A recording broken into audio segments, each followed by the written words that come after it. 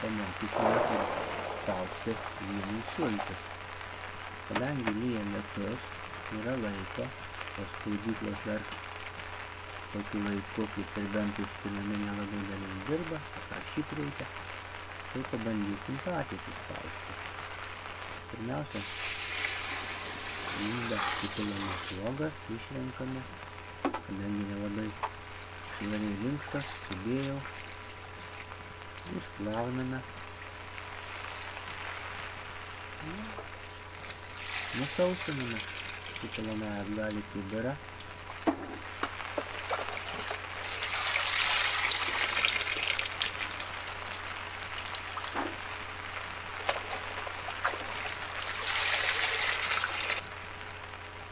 paskui vėl išpilam vandenį ir supilam atgal į katilą.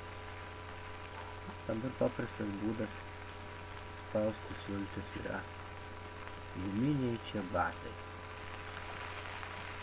Siauname ir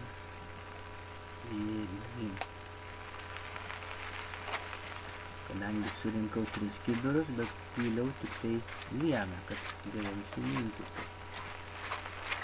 Paskui galima ir paskęsti. Per viršų pridėks košės.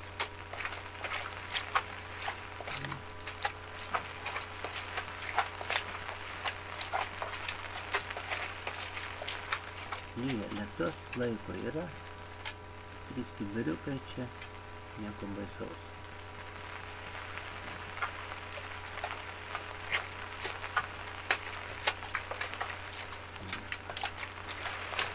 Košė spausta.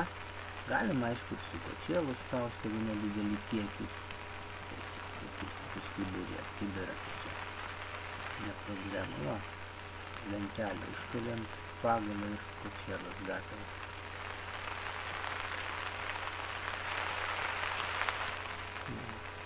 Supyliau košę atgal į kibirą. Pilsim kitą kibirą ir vėl tas pats.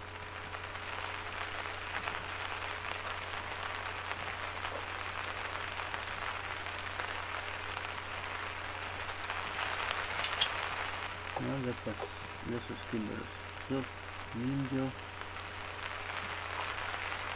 gavosi, plaunam. Tada, kad būtų švarus, dabar bus jau plaunės sultis.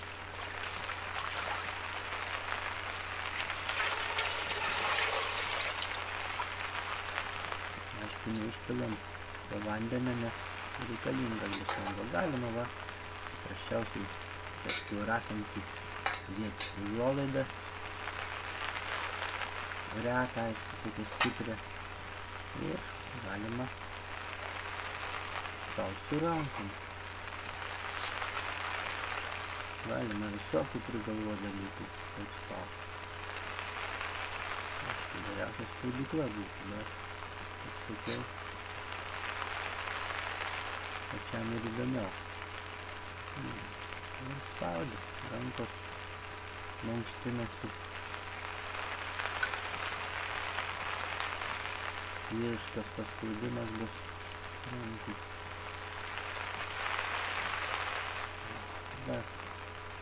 Bet aš va darau tai, dedu bliūdą į tą švarų katilą. Ir turiu kitą tokį pasidaręs kiaurą pragręžtom skylėm. Ir šiaip jau reiktų dėti maišą didelį ir tada tą košę krėsti, bet kadangi nespėjau pasisyti, dedu tik ant dugno. Ir supilu tą košę.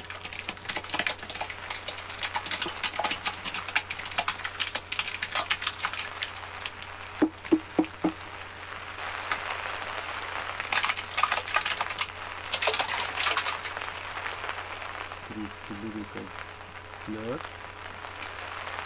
praplaunam, lieka švarus ir metu viskas jau pradeda į tą tuščią katilą varvėti. Reikia didelis maišas, uždėtum porą plytų ir visų ten bėgtų.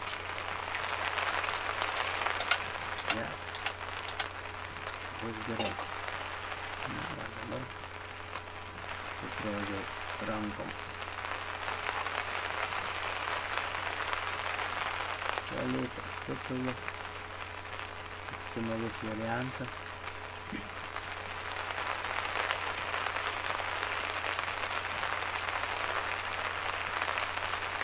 Na ir paspaudu. Tikrai nebūtina stengtis. Įspaudas dar neišmesiu.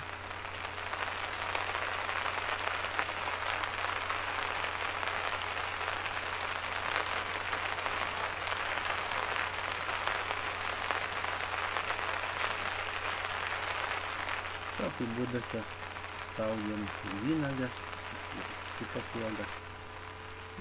Spaudam. Iš visų 3 kibirų košės man gavosi 2 kibirai tokio želatininio tirpalo, želė sultis. Ir visas toks kibiriukas įspaudu. Tas įspaudas dabar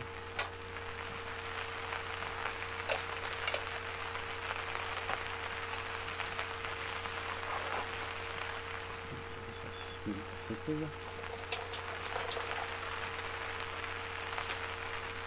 Paskui vėl indus praplaunu ir su to praplauto dar vandeniu galima išpilti įspaudą. Didelis kibiriukas gavosi. Užpilu ir palieku per naktį. Tegul jos ten dar skiedžiasi.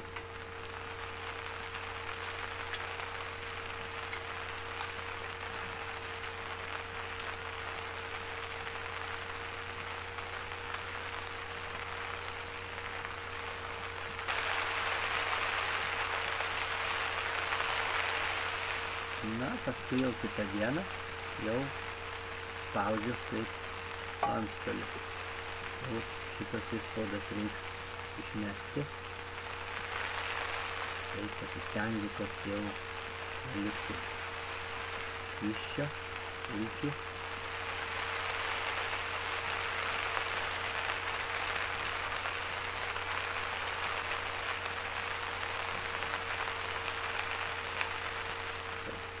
Jau sauso beveik, aišku, ne taip kaip su ventilatu kokiu. Ir atsinešu viską į rūsį, viską supilu. Kaip minėjau, gavosi 2 kibirai želatininio, 1 kibiras gavosi tam iš įspaudų.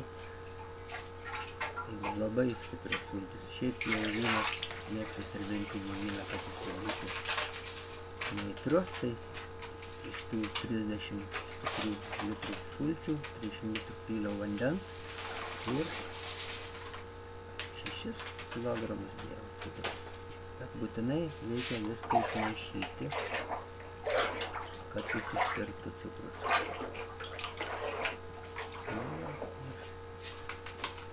Tirpalas paruoštas, vyno rauginimo sultis paruoštas.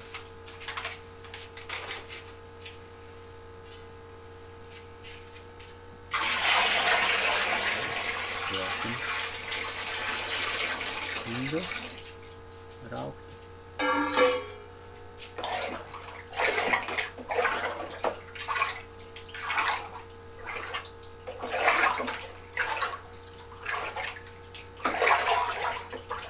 Kol kas tiek.